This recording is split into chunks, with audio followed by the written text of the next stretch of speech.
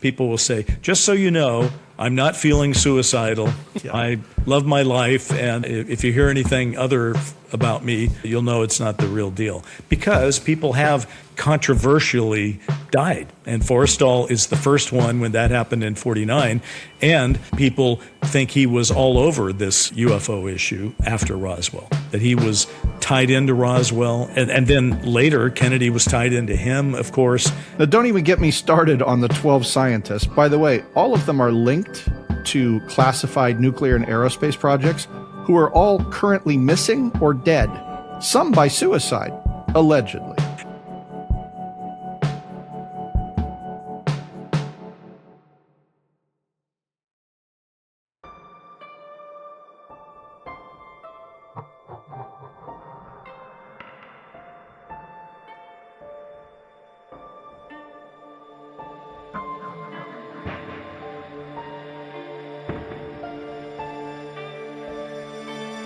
I'm Bryce Zabel. Have you ever wondered if there's a secret connection between Hollywood and UFOs?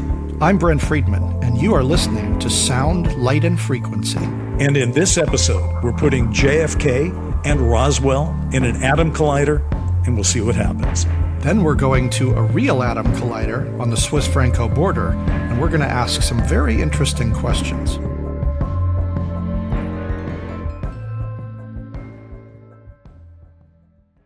Last episode, we talked about some very interesting postcards that we were sent in the mail during the whole Dark Skies experience, which, as we talked about, set off a whole series of questions and intrigue, and frankly, put us into a state of paranoia. And so today, what we'd like to do is start to ask, why did those postcards get sent to us? And was it at all connected to specifically what we did in the Dark Skies pilot? Well, I'm joining you today, Brent, from my San Francisco office of the vast Stellar Productions holdings. Anyway, I take your point about those postcards, and the purpose of today's podcast, Brent, is to ask ourselves a question. We got those cards in the middle of the summer as we were starting to shoot Dark Skies. So all that was out there was a pilot script and a Bible.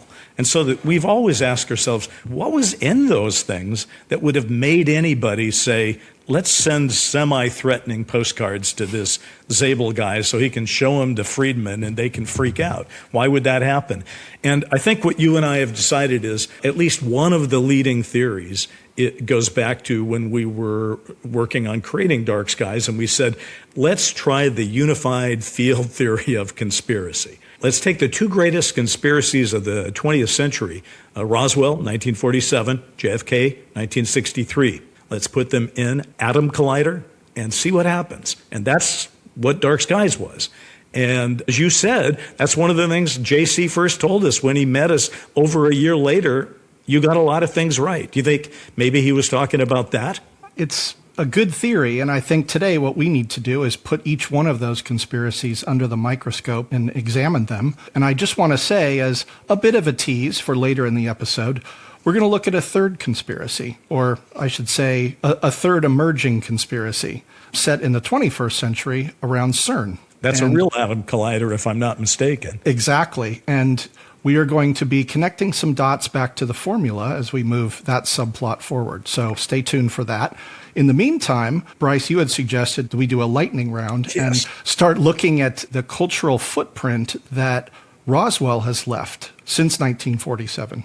It is interesting to look at Roswell. It is culture. Right now, if you say the word Roswell to people, it's sort of like a shorthand way to say the government's lying to you.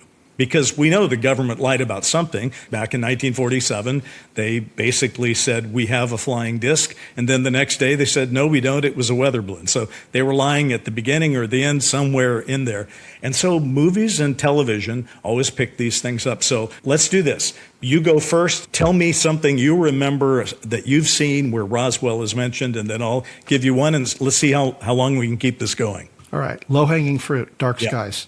That's true. We've already said what that one was. I've got one that came out the same year as Dark Skies, though. Okay. And I think it's a pretty good one, and that would be literally The Rock. Do you remember this movie? It takes place literally at Alcatraz, which is important because I'm in San Francisco right now. Okay. And Sean Connery's involved in it, and they invoke Roswell as one of the biggest government secrets. And they literally pair it, Brent, with, quote, the truth about JFK. So this is all purpose. It is a great example that is the single passport to conspiracy. If you say it, the audience absolutely understands it has to do with deep state secrets. And it's not a big part of the movie. It's just so casually invoked in The Rock, but you have to mention it because it was one of the first times where you could just go, wow. Didn't expect to see or hear that. Well, it's nice, too, because the movie wasn't about Roswell or JFK. It was just this tossed-off little piece of dialogue. It was about this guy who supposedly knew all about him. Right, what do you got? Give me one. I'm going to give you a twofer. Oh, all right. X-Files and its spin-off, The Lone Gunman. Yeah. All right. What was their take on Roswell? Their take, if I remember correctly, was it was basically a variation on a theme. It did happen, but they had a much more kind of interesting twist on the actual conspiracy itself, if I recall. The best way to describe X-Files with Roswell is it's the mythic cornerstone inside their larger mythology. Right? It's a mythology inside a mythology. And they had one episode called EBE, which we know stands for extraterrestrial biological entity. But what's strange about it is, if I'm remembering this correctly, their Deep Throat tells Mulder that after Roswell, he says, governments made a pact that any live extraterrestrial EBE would be killed, which sort of adds to the Roswell cosmology in a very dark way. And then in a later one, they did something called The Unnatural that literally takes place at Roswell in 1947 and involves baseball. So they've literally, in X-Files, made it serious conspiracy canon and American folklore at the same time, which I thought was interesting. I enjoyed it. The Lone Gunman, to the best of my knowledge, I don't think they ever invoke it by name. They live in a world where Roswell happened. Okay, here's another one. 1996, there's a lot going into the 90s. You got Dark Skies, you got The Rock, you got X-Files is on. And here's another big one, which we covered in a previous episode, Independence Day. Yep. No, that's a big one. I'm going to take actually a project you worked on, Taken. Taken is a great example because what happens in Taken is it is the inciting incident. I'm talking about Roswell now. In Taken, Roswell is the inciting incident of the entire miniseries, and it launches the government conspiracy. There are 10 episodes to Taken, and they all deal with that. I guess this is the way you would say it. In Taken, it is a multi-generational launch point. Right? Roswell happens, and these families are involved in it, and it goes across generations. When you hear Roswell in that series, you're invoking abduction and hybrids, but of course, state power. Another one that we shouldn't miss here is Project Blue Book, which was on History Channel not long ago. They did 2 seasons. It's a buried origin story. They don't make tons about it. They do say it's a real extraterrestrial event that was hidden by military authority. So it's invoked a lot, but so is JFK, frankly. In season 2 of Project Blue Book, JFK is a character. I mean, he's literally a character. So there's that. Anything else? Right. I'm going to maybe finish this up with a last unlikely one, but from our old friend, Steven Spielberg, once again, Indiana Jones and the Kingdom of the Crystal Skull. I just watched it 2 nights ago. Okay. Maybe give us a recap on how they... I didn't, honestly, I do think Spielberg is a film genius, of course, but that's not his best film. But I will say this, it begins with Indiana Jones being at Area 51. Yeah. And he gets taken by these Soviet spies, and these guys want him to help locate the preserved body of an alien recovered at the Roswell incident. One other quick one, though, would have to be American Horror Story, because that's very recent. That's on TV, and of course, they turned it into a campy, paranoid, alt history nightmare. And what's so interesting about it, I thought you and I took everything but the kitchen sink of conspiracy and threw it into a blender for Dark Skies. But these guys took everything. Anything that people have ever said about anything about Roswell, boom, it's in there. You got the presidents, and they're making deals with aliens, and people are levitating, and it's crazy. I guess the point that we're making here by just going through all these, this was not exhaustive. And in fact, if you want to laugh instead of get all bent out of shape, I would recommend, Brent, that people should watch Paul. Yeah. Because they never quite say in Paul, by the way, that he is the original Roswell alien, but for my money, as I watch, it's implied, yeah. It is implied. Roswell has become a cultural thing, so it's in the movies and all that. Let's talk about what it really is for a I second. was going to say, we've done Hollywood, at least Yeah. a nice flyover. Now let's do history. Okay, people like you and me, we probably know enough about Roswell that we could talk for a couple of our episodes about it before we ran completely dry. But one of the people I know very well is a guy named Don Schmidt, who is one of the researchers of Roswell. Don has been researching since the late 80s. He worked for Kufos. J. Allen Hynek was his boss for a while. He has written multiple books about it, and he has been investigating it forever. Literally all through the 90s, the 2000s, the 2010s, Wow. and now. And he has been the guy that, as he put it, was racing the Undertaker. And boy, did he run a good race. Because between Don and his partners, they literally have turned up hundreds of witnesses to create what I call a mosaic that tells you what's really going on, or what did go on and implied what's going on. So I interviewed Don late in 2025 for Need to Know, and I asked him to tell the story in a minute, is what I said. Don, give me Roswell in a minute. So I've got that queued up right now. Let's just take a look at that and then see if there's anything that we need to add. I need to quickly point out what was so important about New Mexico at the end of World War II and within just years thereafter. First atomic bomb was detonated just 2 hours west of Roswell. You had all the testing of the captured German V-2 rockets at the White Sands Proving Grounds just to the south of that area. You had ongoing atomic research at Los Alamos, and in Roswell itself, you had the Roswell Army Airfield, which was the headquarters of the first atomic bomb squadron in the world. So it was the hotbed of military activity, research, testing in the world, bar none at that time. According to Project Blue Book, there were more UFO sightings in New Mexico at that time than anywhere else in the world. And wouldn't you know that on the late evening of July 2nd, 1947, something crashed in the high desert just 65 miles northwest of Roswell. Rancher would notify the base. It was the colonel, base commander, William Blanchard, who would dispatch his 2 intel officers to check it out. Within days, they put out a press release that they had actually captured a flying saucer. Within 5 hours, Blanchard's boss, General Roger Ramey, explained it all away as just a conventional, off-the-shelf weather balloon with a radar reflector kite.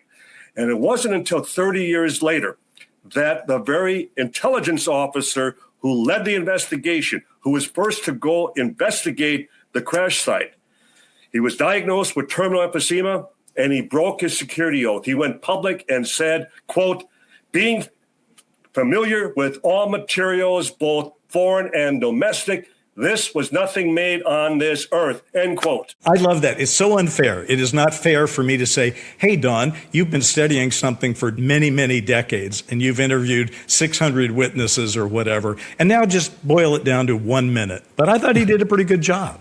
That's a great recap. And hopefully anyone that hadn't heard about Roswell now has the primer on which we can build the rest of this episode.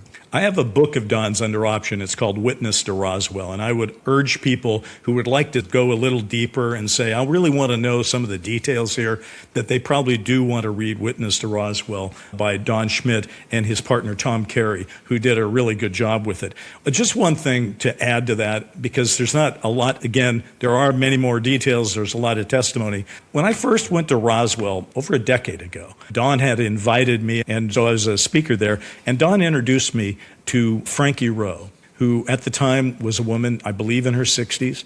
She had been 13 years old, Brent, when her father, who was a local Roswell fireman, came home from having gone to the site and let her play with some of the memory metal. So she was folding stuff up and releasing it and then capturing it Now, and doing that. Let me just interject Yeah. for anyone that doesn't know. The memory metal is what is purported to have been the material that the craft was made out of that crashed, that the government later said was tinfoil, but in fact, everyone that dealt with it, including this girl and Jesse Marcel and several others, said that it actually had a memory to it so that when you crunched it up, it would immediately snap back to its original form. Let me put it this way. Firemen and even a 13-year-old girl know the difference between tinfoil and something that's extraordinary. And certainly Jesse Marcel, who you mentioned, was the intelligence officer at Roswell, who also showed some of it to his own son that first night. And in order to believe the weather balloon, as an aside, you'd have to believe that Roswell, which as Don Schmitt pointed out, was the only nuclear bomber base in the freaking world at the time, that the people who were in charge of intelligence at that base, which is the most important base in the world, couldn't tell the difference between a crashed interplanetary vehicle and a weather balloon, of which they launched them regularly. But I digress. Back to Frankie Rowe. She told me to my face this story. She's 13 years old. She'd been playing with this memory medal at the fire station, and they were at home having dinner, and some men showed up. They drive up in the car. You've seen scenes like that before. And these people take her parents to separate parts of the house and talk to them. And then the scariest guy, I believe she said he was a guy that always wore sunglasses, right? And he had those military aviators, right? Mm-hmm. And he takes her aside, and I'm not going to quote the exact quote because I don't have it in front of me, but the essence was, he said, "Listen, little girl, you're not going to talk to anybody about what you saw and what you did, because if you do, your body will end up in the desert and will just be bones scattered to the wind, and nobody will ever know what happened to you, not even your parents." Oof. This is a 13-year-old girl this man gave this threat to. Listen, let me put it this way. Why would people do that about a weather balloon? Even if it was a classified weather balloon, it's hard to imagine. I'm curious, though, Bryce, when you met her years later in Roswell, how old was she? I think if you do the math, this is probably 2010, and she was 13 and 47. Now we're really going to test our math skills. I'm looking at you. She might have been in her 70s. Here's my question. I don't know if you asked her this, but had she ever told anyone this before she told you? Like, when did she start not worrying about being bones in the desert? Exactly. I can't claim that she told me first. I heard her story only because Don Schmitt said, "Bryce, come over here. You need to meet Frankie. Frankie, this is Bryce." She had started later in her life, as many of these people do, which is what Don Schmitt was saying in Racing the Undertaker. The death confessions. Yeah, when people, you don't have to quite be on your deathbed to say, "Screw this. I am tired of living in fear, and I'm going to get clear with my maker by telling the truth about this extraordinary thing that happened to me." And that seemed to be where she was. She was a fierce and tough woman when I met her. I did say to her, "Are you concerned?" So I did ask her kind of your question, and she basically said, "No, I'm not. What are they going to do to me?" Yeah. I share that feeling. Yeah. I had some of those same qualms before we did this podcast. Exactly. You do know that. And is that a description that would match your own about your meeting with Harrington and how you had to keep that close for so many years? Yeah, I think there was always a fear that hung over ever going public, and it wasn't until I stopped worrying about death, quite frankly, that I didn't care anymore, and I just felt that it was time to tell our stories. I'm glad they did. I'm glad all these witnesses have talked. And again, our podcast isn't about trying to prove Roswell to anybody. There's other podcasts that have tried to do that. We talk about film and TV and try to look into some of what has happened in the world like that and try to interpret it. We have to talk right now about what I think is the seminal film about Roswell that has been made to this point. And it's a movie that's called, it's called Roswell. Yes, it is. But one last thing I just want to put on the docket, because I think it's going to inform some of what we're going to talk about with this movie, and that is that Roswell is generally considered ground zero for the UFO cover-up, which is going on 79 years now. I think it's really interesting, some of the things we're going to talk about, not just what's in the movie, but everything surrounding that movie as well. One of the great things about doing this podcast with you, Brent, is that we've set a general area. We're going to talk about this. So in this case, we're saying we're going to look into whether our JFK-Roswell connection actually could have been real, and was that why they came to us? So you start to look into things. And I watched the Roswell movie back when it aired, and it was on Showtime back in 1994. And I've seen it another time in between, and I watched it last week where I found a copy of it on YouTube. It's a powerful film, and it has so many behind the scenes things. But just to give people what we say is the log line, there's many ways to describe the log line. Here's the shortest one I could figure out. In 1947 Roswell, A military intelligence officer uncovers evidence of a crashed alien craft only to be drawn into a sweeping government cover-up that will haunt him for decades. That's a good description. We're talking about Jesse Marcel. Played by Kyle MacLachlan. Yes, of Twin Peaks. Which, by the way, just before we get in and do the Roswell thing, we could have mentioned Twin Peaks when we were doing our lightning round kind of thing, because Twin Peaks clearly has a lot to say about aliens. Or not even aliens, because in Twin Peaks, the mysterious force may not be alien at all. It's a non-human intelligence. Yeah, clearly. it sounds like it's interdimensional, it's ancient, it's psychic, it's evil, and it's already here. And one thing I did find, though, while researching it, they don't specifically, to the best of my knowledge, invoke Roswell in Twin Peaks. That's in the series. But Mark Frost, who I believe is the creator of co-creator along with David Lynch. Yeah. He wrote a book, The Secret History of Twin Peaks, and he does invoke it there. He does say that this Douglas Milford character was building a shadow blue book inside of Twin Peaks, and it was based on Roswell, that kind of thing. So Roswell got its fair share of discussion then. But let's talk about that movie. You just saw it. Tell me your thoughts. I thought the recreation of the time period back in the 40s was quite well done. I've always liked Kyle MacLachlan. I thought he was quite good. Overall, I really liked it. The writing, the direction, the production design, the acting, it was all top quality. And I think that what appealed to me most was that kind of emotional arc that Jesse Marcel had. Somebody who, back in the 40s was portrayed as a very solid and reliable intelligence officer who gets caught up in this whole thing, and they make him the fall guy. He then is, as you said, haunted for the rest of his life by this choice that he made to go along with the cover-up. The nice thing they do in this movie is they're jumping back and forth between the 40s when this happened and later in life when he's coming together for a reunion with the 509th Bomber Squad back at the base, and him trying to, as he's getting old and they imply he's close to death, trying to make sense of what happened and get some information that would close the loop for him on what really happened. Did I remember this correctly? Have I forgotten it? Like, what really happened? And I thought that part of the story, that a man trying to close the book on something that happened to him, possibly a bad choice he made earlier in his life, was very compelling. It was moving. Jesse Marcel's son is a character in that movie. I actually met his real son, who has passed on, but he certainly suffered fools not gladly at all and said, no, this was not a weather balloon that Dad brought home in the middle of the night. It was clearly something extraordinary. Speaking of extraordinary things, though, you did say it was so well written. It was written by a playwright, and I believe that is Arthur Coppett, playwright, and Jeremy Kagan was the director. But the creative force behind it was a gentleman called Paul Davids. Paul Davids is the one that sort of made it happen, and we'll get into that in a second. We like to say there's a story behind the story, so what you just described and the log line I gave you, that's the top level, the top of the pyramid about what it's about, but there's a story behind it. Here's one for you. The Roswell film was originally set up at HBO, but it aired on Showtime. And apparently, HBO's, I don't know if he was the chair or the president or whatever, Michael Fuchs. By the way, it's based on a book that Don Schmidt wrote with his first partner, Kevin Randall. And Michael Fuchs was on the plane back from New York and got off, and they were already casting. And when he got off the plane, he said, we're not doing the movie anymore because it's too controversial. That's what Don Schmidt was told. Wow. And they dropped it.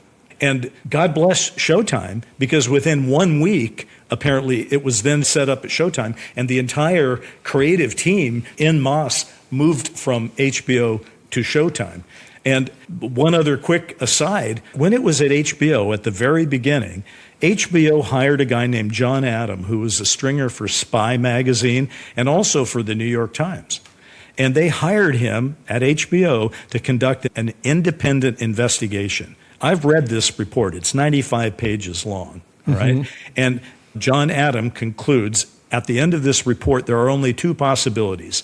A, it happened as exactly stated in the book, okay, which is called UFO Crash at Roswell. Or B, the most elaborate hoax he's ever seen. Those are the only two choices. Interesting. Yeah. Here's one other factoid. The entire project got set up before the book was even written. What? They heard that Schmidt and his partner Randall were writing this thing, and Paul Davids, who I mentioned, Yeah. optioned this thing and set it up at HBO. So, yeah, kind of an Fascinating. interesting behind-the-scenes kind of thing. Yeah. On the topic of it being a hoax, there were a couple of things that jumped out at me as related to ufology that I really appreciated in the movie, because I knew a lot of the story at the high level, but there were some specific details that I didn't know. One was I didn't remember, or maybe I didn't even know, that the Army, when they were trying to spin the whole thing as a cover-up, said, oh no, the bodies that were found were monkeys. They were test monkeys. And someone in the movie has the line, well, the government didn't launch monkeys into space until 52, which is 5 whole years later. So I didn't know that they were trying to pass them off as monkeys. And again, you have an intelligence officer, you have a bunch of like very smart people, capable people that are mistaking monkeys for aliens. It's very strange. Another thing that I really liked was how they represented the Rashomon effect. And that was when they had several people trying to remember what the UFO looked like, and they couldn't agree on it. Yeah. They were like, oh, it was cylindrical. No, it was domed. And no, it had, a weird, it was metal. No, it was more like of a human skin or like a reptile skin. And so I think, as I've said before in various episodes, there's a subjectivity to all of these experiences. And I think that plays a big part in it. And that's one of the things that made it feel real to me when I saw the characters not agreeing on exactly what they saw. Kind of like you and me trying to describe what kind of pants JC would wear. Exactly. It's a great example. Where we both had the same experience. There are things that people don't agree on. Listen, a couple of very quick factoids, but I would be remiss if I didn't throw these onto the fire here at this point, because they're so interesting. First, you are right. It is such a great film. It was nominated for Best TV Movie by the Golden Globes. And by the way, Don Schmidt was such an active investigator, he didn't go to the Golden Globes. You know where he was? He was in the Marriott Hotel in Albuquerque because he was interviewing witnesses. So Wow. he saw it in the lobby of the Marriott.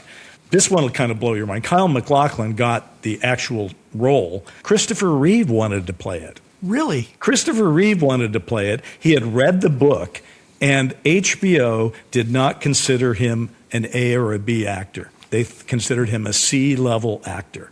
Wow.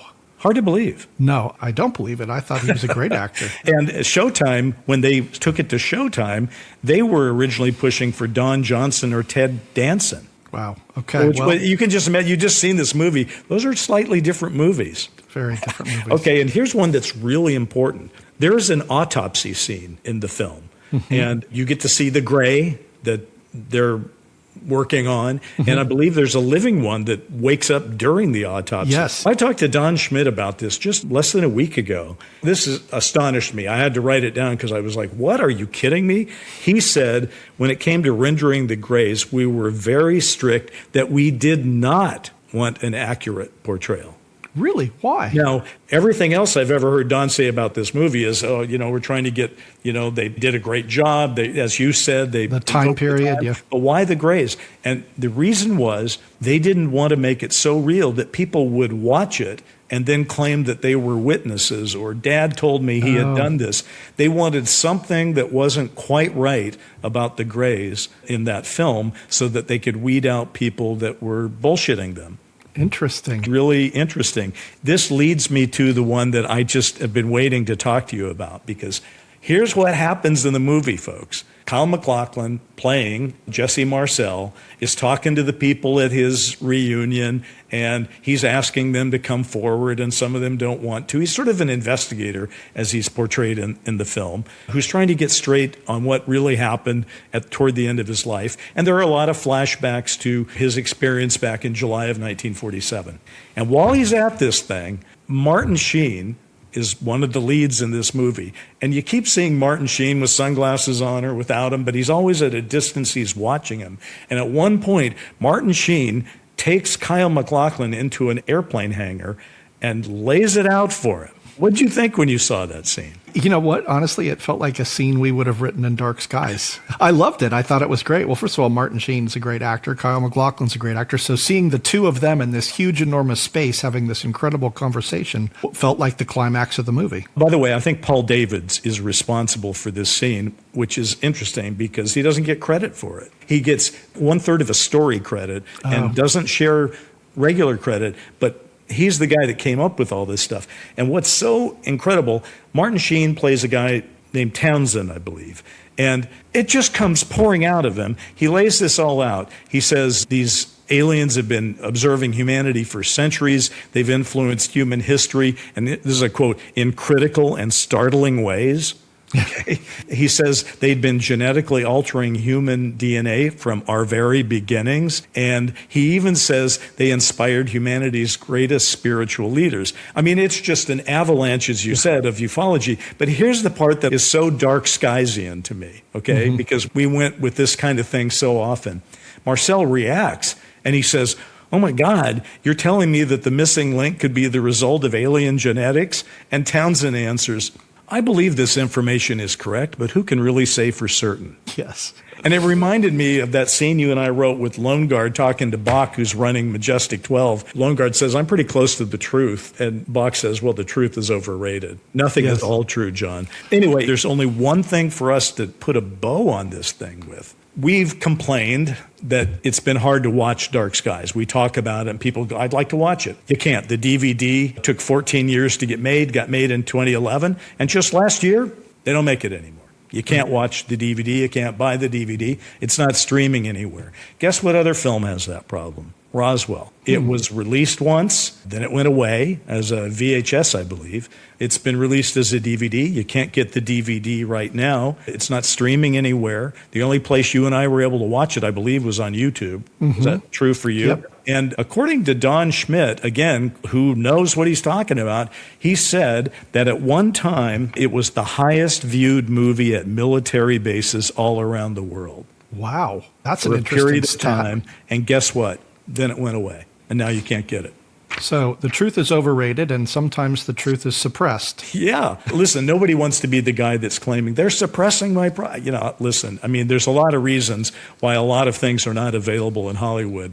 Right. There's distribution issues and all that. I don't want to wrap myself in victimhood here. Right. But it is curious because both projects, which came out in the mid to late 90s, you can't watch right now. And in particular, Roswell is one that's really specific about what happened and does a really good job. So I say, I don't care how you have to watch it if you can watch it. Yeah, I do recommend it as well. And by the way, I think that this is a conspiracy episode. So for today, anyway, we can believe that our show was suppressed, just like the Roswell movie. Let's move on now to the other big conspiracy theory of the 20th century, JFK, and how it connects to Roswell potentially. Boy, what is your take at this point when you think about what we said? First of all, I guess we have to say it, though. We said in that film that John Loengard, our main character, got a piece of the Roswell crash, got it to Bobby Kennedy, who got it to JFK, who got a message to him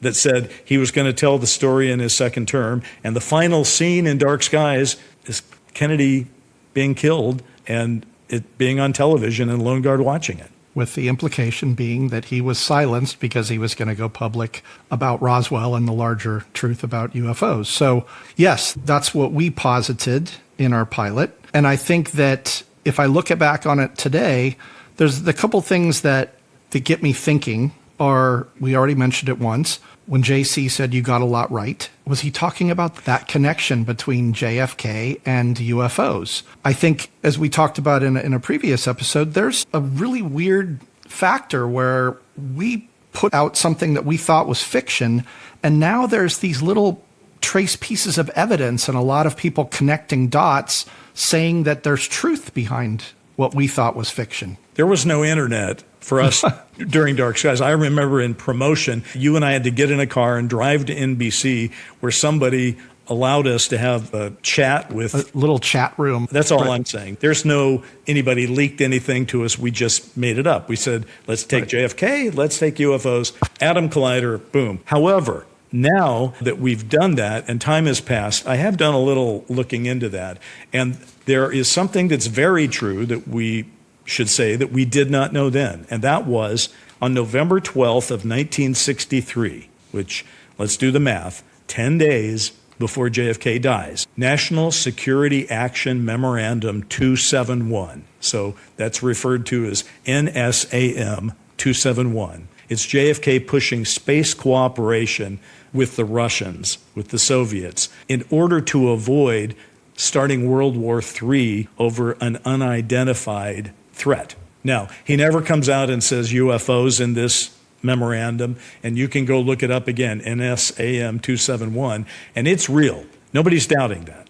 So he was concerned 10 days before his death about this. Now, he was motivated by fear that these misidentified objects in orbit would trigger some sort of catastrophic misunderstanding. And well, he should be. I mean, we're still worried about that today, right?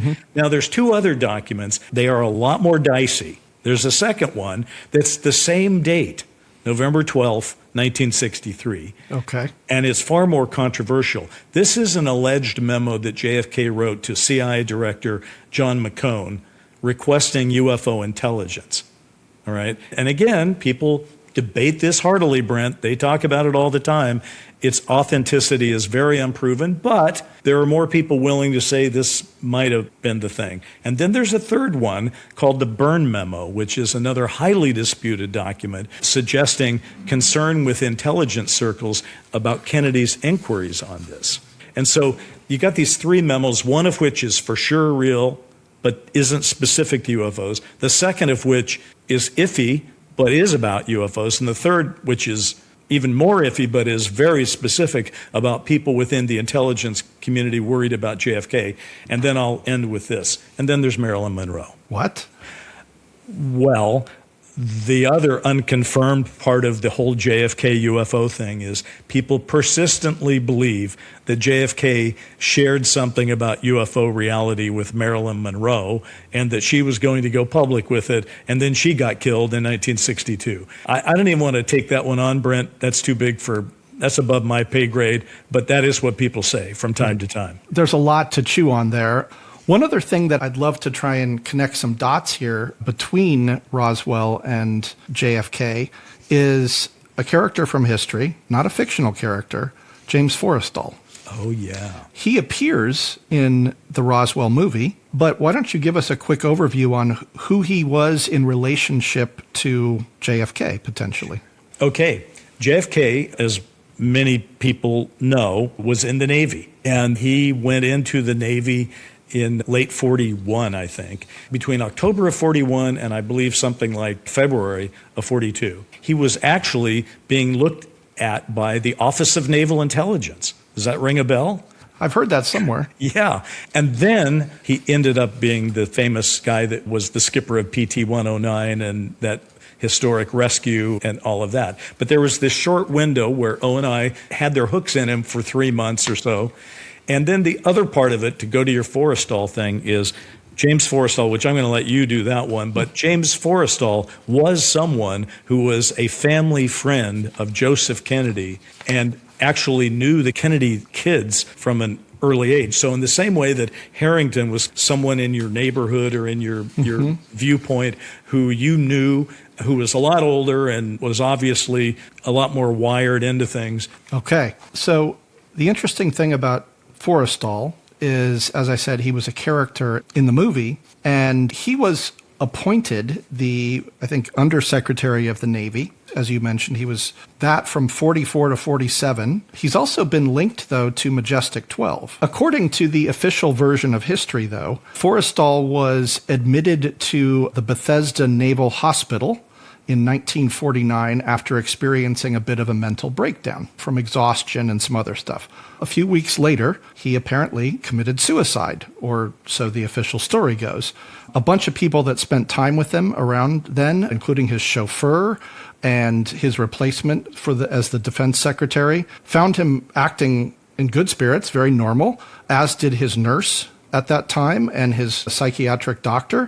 For a guy who was going to kill himself, he gave off no signs at all that he was in distress. And in fact, everyone said he seemed to be getting better. One of the things that's interesting is that because it was a suicide, there was never an autopsy done on him. So any suspicious or murderous behavior was never going to come to the surface because there was no reason to think anything other than suicide. Now, one of the things that is interesting about how he killed himself is he apparently took a blanket or a sheet and jumped out his window and tried to hang himself, but it didn't work, and he fell to his death several stories below. Someone raised the question, well, but as a Navy veteran, he would know how to tie a knot, and he wouldn't be so incompetent to not be able to figure out how to hang himself. But anyway, all of that being said, I guess the question just comes up, okay, if it wasn't suicide, why would someone want him dead? It turns out he was writing some memoirs at the time. Yes. And that moment of him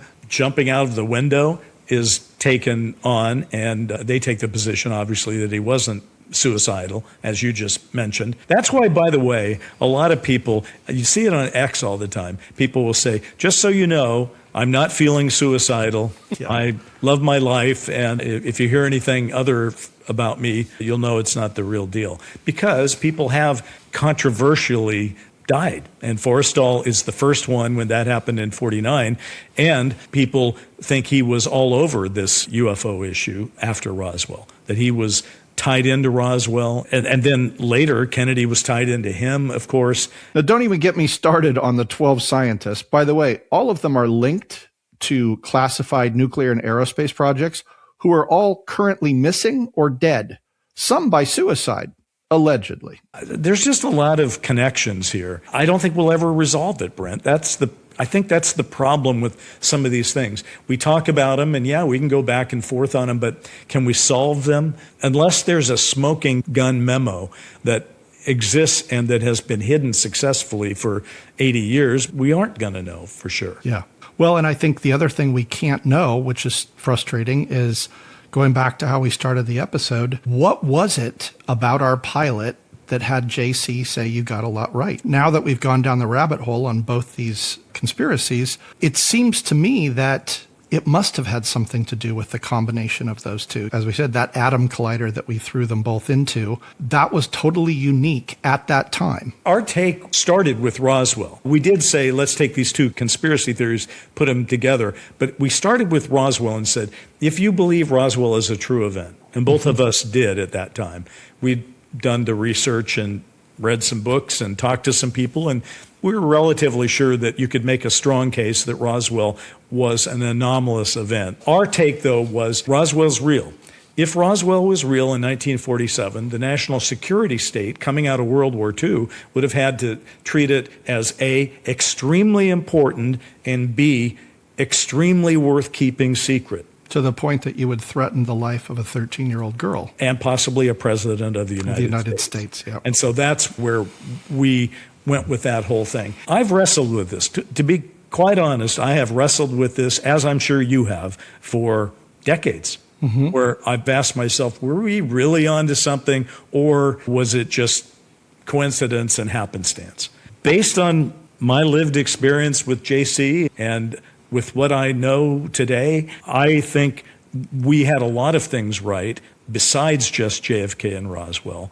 For example, one of the things was the Navy's role in all of this, which then goes back to Forrestal and all that. Yep. I think it was that. Yep. That's what I think. I can't validate why JC said what he said. We didn't think to ask him. But what I can do is validate him in a really interesting way with regards to the formula. Yeah. So we've talked about basically the two largest conspiracies from the 20th century, and now let's move into the 21st century and to something called CERN.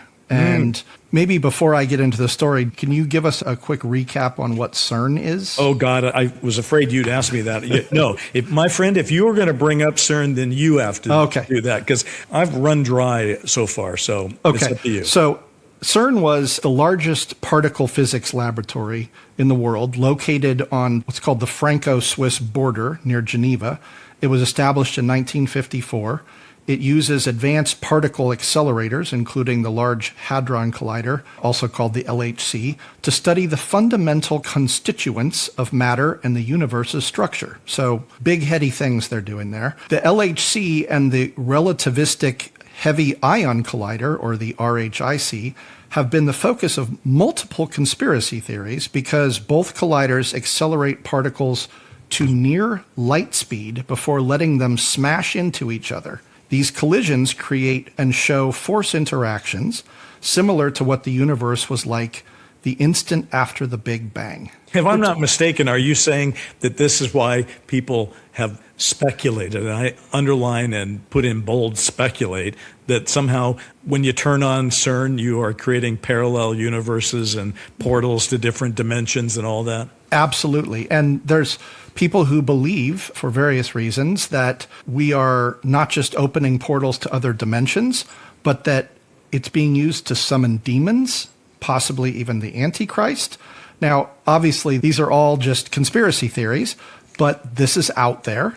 And I think the real concern, and interestingly to me, how this even connects back to Roswell and the nuclear bomb base, is that going back even further to the Manhattan Project, the Manhattan Project was essentially, as Don Schmidt implied, that whole area, as we were looking for and trying to unlock our nuclear capabilities, was being visited by UFOs. It was the most visited area on the planet.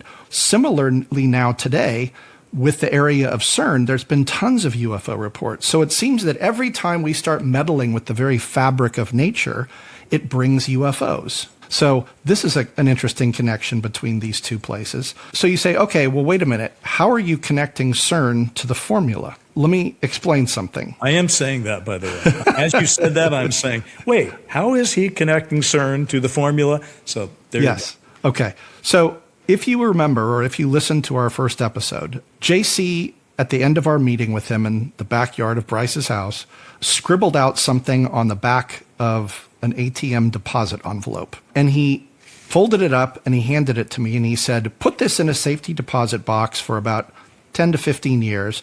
Then if we don't make a deal, you'll know that I was for real. I did just that. I put it in a safety deposit box.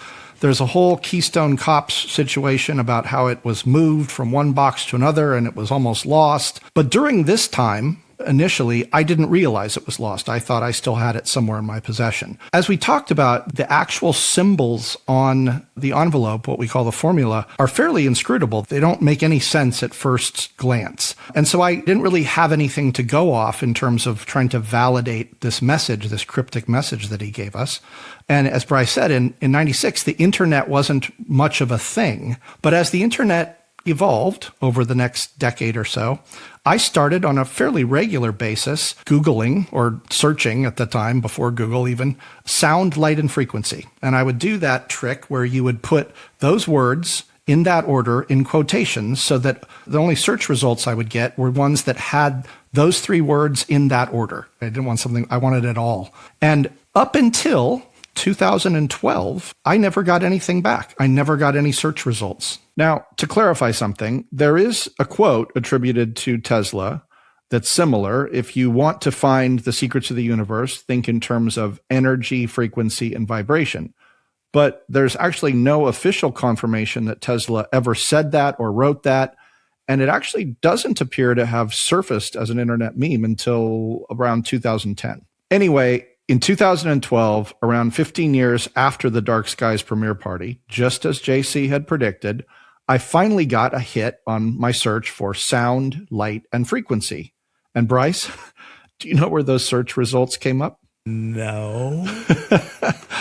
They came up in reference to a white paper on CERN. Oh, boy. And the discovery of what's known then as the Higgs boson, or better known as the God particle, which is a key piece of the quantum puzzle in terms of understanding where all of matter comes from. So that article, which unfortunately is no longer online, was hosted on the CERN CDS, or the official document server. And I should have, at the time, I didn't know it would go away, gotten a copy of it.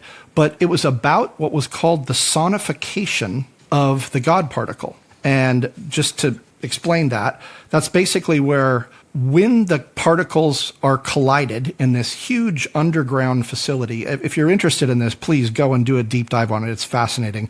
But basically, it's this huge atom collider. The particles collide, and every once in a while, they create a new particle. And they finally created something called the Higgs boson. And it was, of course, being measured in every way you can imagine. And they captured the audio of that collision. And they did a study of it and what was called the sonification. And they took all of the raw data from that collision, which revealed this key piece of the universe. And it actually has a melodic pattern to it. So what we're talking about is essentially the soundtrack of creation. Can I play this soundtrack on Apple Music or anything? It's online. You can find it. I think we could play a little sample of it right here. Oh, this is exciting. Okay, I'm ready.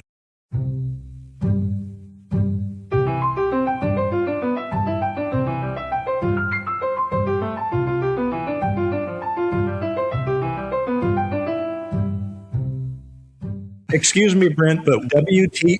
Yeah. What am I listening to? What is this? Well, it's obviously a musician's interpretation of that raw data. So it was all of the sound frequency that came through had corresponding data to it. And when played as a musical scale, this is what it sounds like. So this wasn't actually what it sounded like, but this is what it looked like and how it was interpreted by musicians. What I find fascinating is that people have always said, mathematics is the language of the universe, but music is mathematics. And so the idea that it's all tied together is just fascinating. You could say, it's just a coincidence that this happened to make musical notes. But when you think about it, the creation of a particle that seems to be a key element in understanding reality has its own musical signature. It implies a lot. I don't know how to explain it exactly, but it seems fantastic. The only thing that would be stranger is if it sounded like the 5 notes of Close Encounters. I was going to say, it isn't exactly on the level of John Williams, but if you give it to him and you let him turn it into something, who knows? Has CERN been turned on? Have we made a black hole? And are we all doomed? What is your thought on it? Well, similarly to the Manhattan Project, there were fears that they were going to kill us all, right? Trying to make a nuclear bomb. That didn't happen. Similarly, as far as we know, we are still all alive and living in reality, unless we're in an episode of Lost somehow. So I think that the real interesting thing to me is, let's go back to JC. Yeah. He gives us this piece of paper, tells us to put it away for 10 to 15 years, right? In case we don't make a deal, right? He wants to prove that he's for real. Wow, what a long tail on validation, right? So what I have to ask, and I'm going to ask you and I'm going to ask our listeners, how could JC in 1996 have given us a piece of paper with a phrase, sound, light, and frequency, told us to put it away, and that at that time, around 15 years, we would have proof that he was for real? How do you explain that he connected the dots somehow in 96 to the discovery of the God particle, which proves basically the foundation of quantum physics? Is that just a coincidence? Maybe. My head just exploded over that. I think it's still exploding. I don't have a good answer to that question right now, Brent, but I do have an answer to another question people are asking, if I can diverge long enough to talk about the formula, which I sometimes call the envelope because it was written on an envelope. People say, why don't you guys just put it out on the internet right now and we'll all take a look at it? And I think the answer is, we're still investigating it. We're sharing it with people. We're trying to get our own act together about what we think it is. We're not hiding it. We're going to put it out there. Our plan, folks, is to do what we just did with those postcards, which if you go to our website, you can look at them right now. They were out when the episode came out. And if you want to put something on your calendar, our plan right now is that on September 17th, we're going to do an episode of Sound, Light, and Frequency about the formula/envelope. We're going to put it in that episode. We're going to put it on our website, and we're going to let everybody else take a crack at it. Does that sound about right? Yes, and we're going to share the analysis we've collected from a number of people. And just in the intervening episodes, I want to say, as with this chapter in the subplot of the formula, there are several more chapters to tell. And I'm bracing you now. they get weirder. You're in for a wild ride.